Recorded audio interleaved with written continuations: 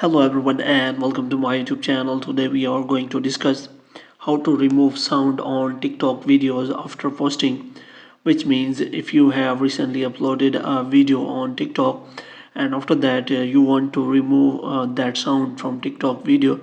So how you gonna do that? So without wasting any time, let's start the video.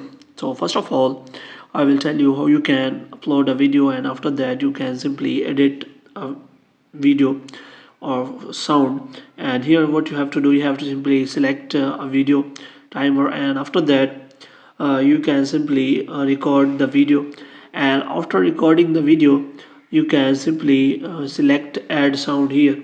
So here you can simply click on add sound. Option is not showing because you have recorded with the original sound. Now what you have to do, you have to simply click on the cross button here, and after that you have to simply click on save draft. In this way you can simply record the video, and after that you can edit the video as required.